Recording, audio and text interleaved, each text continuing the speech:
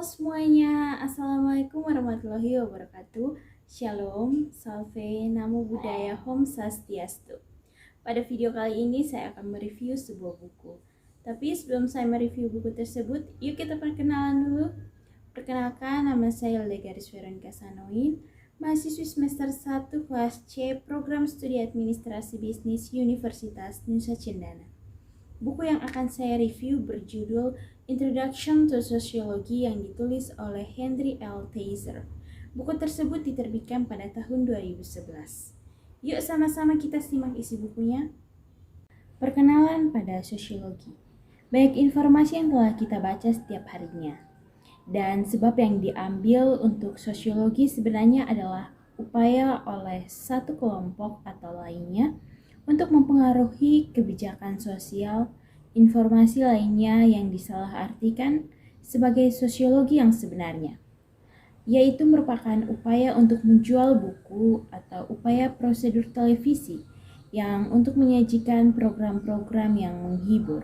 Sosiologi sendiri adalah studi ilmiah tentang masyarakat manusia dan interaksi sosial sebagai sosiolog yang memiliki tujuan utama yaitu untuk memahami situasi, pola yang berulang tentang tren di masyarakat. Imajinasi sosiologis berfokus pada aspek masyarakat dan setiap hubungan antara individu. Sosiologi dan sains. Sosiologi secara umum digambarkan sebagai salah satu ilmu sosial dan sains pada tubuh yang tersusun secara sistematis, pengetahuan yang menunjukkan bekerjanya hukum-hukum umum. Sosiologi juga menggunakan metode umum yang dimana sama untuk penyelidikan yang digunakan di dalam ilmu alam. Sosiologi menggunakan ilmiah metode atau metode ilmiah, suatu proses yang dimana kumpulan pengetahuan ilmiah dibangun melalui observasi, eksperimen, generalisasi, dan verifikasi. Perkembangan sosiologi. Perkembangan sosiologi diikuti pada yang bagian pertama yaitu Auguste Comte pada tahun 1798 sampai 1857, dilanjutkan oleh Henri Martiano pada tahun 1802 sampai 1876. Di samping itu, perspektif sosiologis merupakan suatu bukti kemampuan beradaptasi, maka dapat kita ingat bahwa banyak informasi masalah sosial berasal dari sumber yang berkepentingan untuk mengembangkan dukungan untuk sudut pandang tertentu. Sosiologi sebaliknya merupakan studi ilmu tentang masyarakat, manusia, dan interaksi sosial. Sosiologi mencari pemahaman yang akurat tentang kedudukan masyarakat dan kehidupan sosial yang fokus utamanya adalah kelompok bukan tapi individu. Sosiologi mencoba memahami kekuatan yang dimana beroperasi di seluruh masyarakat. Kekuatan yang membentuk individu, membentuk perilaku, dengan demikian menentukan acara sosial secara bersama. Ilmu-ilmu sosial terdiri dari semua disiplin ilmu yang menerapkan metode ilmiah untuk mempelajari perilaku manusia, meskipun bidang minat melakukan pengakuan. Masing-masing ilmu sosial memiliki wilayahnya sendiri terhadap penyelidikan antropologi budaya, psikologi, dan juga ekonomi.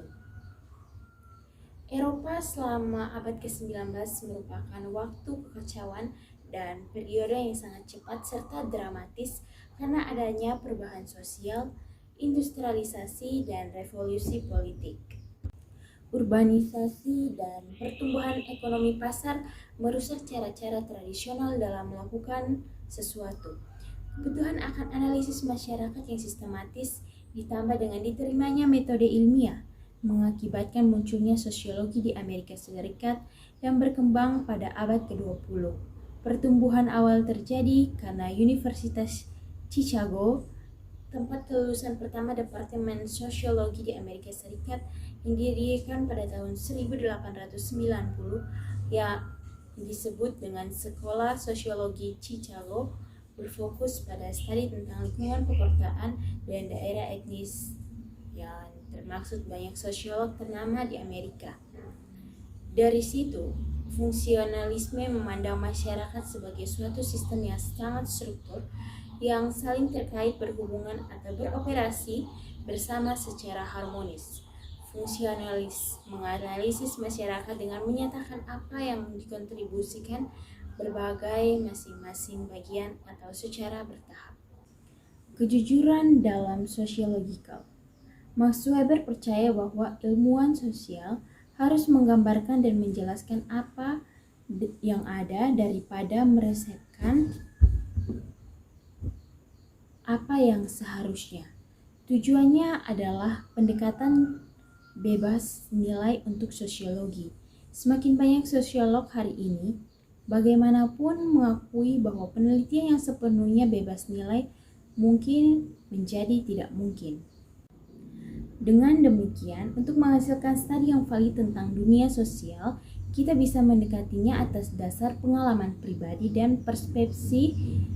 Sebaliknya, kita harus melakukan secara ilmiah. Sains memiliki dua tujuan penting, yaitu untuk menggambarkan secara rinci keadaan tertentu atau untuk mengusulkan dan menguji teori sehingga membantu kita memahami keadaan atau peristiwa seperti detektif. Sosiologi ingin tahu mengapa itu terjadi, dalam keadaan apa, dan kemungkinan apa yang akan terjadi. Proses penelitian ilmiah melibatkan urutan langkah-langkah yang harus diikuti untuk menghasilkan sebuah hasil yang baik. Maka dapat kita katakan bahwa semua masyarakat manusia memiliki cara hidup yang kompleks, yang dimana sangat berbeda antara satu sama dengan yang lainnya.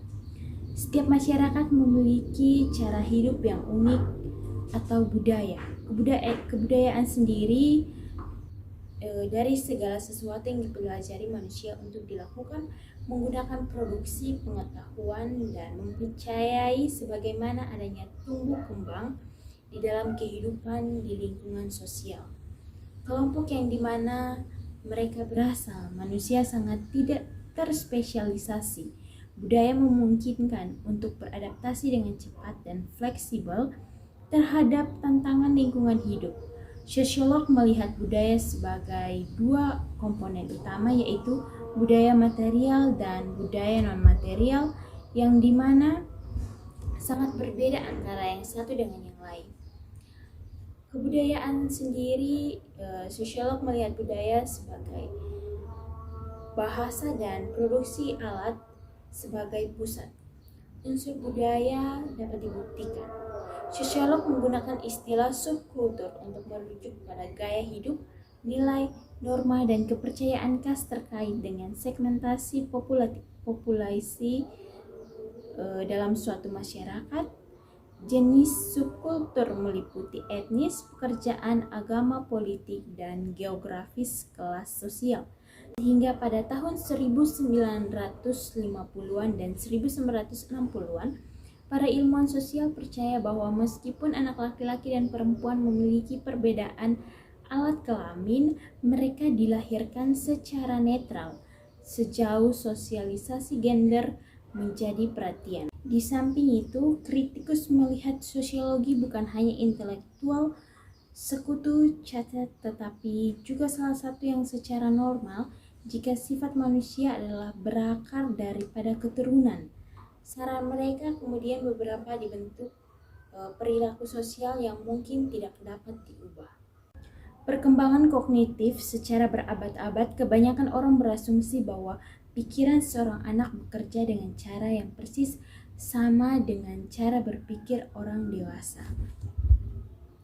Perkembangan moral sendiri, setiap masyarakat memiliki tatanan moral, yaitu pandangan bersama tentang benar dan salah tanpa moral. Sehingga aspek penting dari sosialisasi orang dewasa adalah revolusi sosialisasi, yang dimana melibatkan paparan ide-ide atau nilai-nilai bahwa dalam satu atau lain cara yang bertentangan dengan apa yang dipelajari dalam masa kecil. Hingga kita dapat menarik kesimpulan bahwa dari bayi hingga usia kita yang sudah dewasa atau lansia, baik biologi maupun permainan masyarakat, Bagian penting dalam menentukan bagaimana orang berkembang tidak seperti spesies hewan lainnya. Keturunan manusia memiliki masa ketergantungan yang lama selain orang tua, dan masyarakat bekerja sama untuk membuat anak-anak dapat bersosialisasi. Proses interaksi sosial mengajarkan anak-anak keterampilan intelektual, fisik, dan sosial dalam pengetahuan budaya yang mereka butuhkan untuk berfungsi sebagai anggota masyarakat yang dapat disebut secara mendasar, yaitu sosialisasi. Muncul istilah dramaturgi atau orang-orang yang menciptakan kesan yang lain merespon dengan tayangan sendiri. Ada pula istilah etnometodologi yang merupakan studi tentang seperangkat aturan atau pedoman yang digunakan individu untuk memulai perilaku, merespon perilaku, dan memodifikasi perilaku dengan pengaturan sosial. Dapat dikatakan bahwa manusia merupakan makhluk simbolis dengan segala sesuatu yang mereka lakukan agar dapat disampaikan kepada orang lain. Apakah kita berniat atau tidak, orang lain memperhitungkan perilaku kita. Kebanyakan orang Amerika membedakan antara intim dan perjarak sosial serta publik. Orang-orang tidak berinteraksi satu sama yang lain sebagai anonim. Kelompok sosial terdiri dari sejumlah orang yang memiliki identitas yang sama, perasaan persatuan dan tujuan bersama, serta norma tertentu. Sosiolog membedakan antara kelompok primer yang melibatkan keintiman, informalitas, emosional, serta kelompok sekunder yang dimana memiliki tujuan tertentu, organisasi formal, dan keintiman jauh lebih sedikit. Agar berfungsi dengan baik, semua grup harus mendefinisikan batasan serta memilih, membuat keputusan dan menetapkan tujuan serta tugas serta mengontrol perilaku dari anggotanya. Sehingga pada akhirnya perubahan sosial terjadi dari setiap modifikasi dalam organisasi suatu masyarakat dalam bentuk sosial lembaga atau peran sosial, yang dimana dapat berlangsung secara bertahap, sekutu atau relatif cepat, dan itu dapat dicapai melalui cara-cara beberapa perubahan sosial melibatkan perilaku yang kolektif, tindakan sosial yang relatif spontan yang terjadi ketika orang menanggapi tidak terstruktur atau dalam keadaan situasi yang ambigu. Kerumunan merupakan konsentrasi sementara orang yang berfokus pada beberapa hal atau peristiwa, tetapi juga siapa yang menyesuaikan diri dengan perilaku satu sama yang lain. Orang yang banyak memiliki potensi perilaku dan kelompok yang tidak dapat diprediksi, tindakan yang meletus dengan cepat dan seringkali tampaknya kurang terstruktur atau terarah karena media massa saat ini yang menyebarkan informasi dengan cepat. Sehingga muncullah gerakan sosial yang dimana sebagian besar orang diorganisir atau disiagakan untuk mendukung dan menghasilkan atau menolak sosial perubahan yang terjadi. Bagi orang untuk bergabung dengan gerakan sosial, mereka harus merasa bahwa nilai, kebutuhan, tujuan, atau keyakinan yang sedang dibungkam atau ditantang oleh lingkungan sosial serta struktur atau individu tertentu di mana harus diatur dengan benar. Demikian review buku yang telah saya buat. Mohon maaf bila ada pengucapan nama atau kata yang salah. Buat kalian semuanya, jangan lupa nyalakan tombol notifikasi di bawah ini untuk mendapatkan video-video terbaru berikutnya. Di akhir kata saya mengucapkan Assalamualaikum warahmatullahi wabarakatuh. Shalom, Salve, Namo Buddhaya, Om Swastiastu.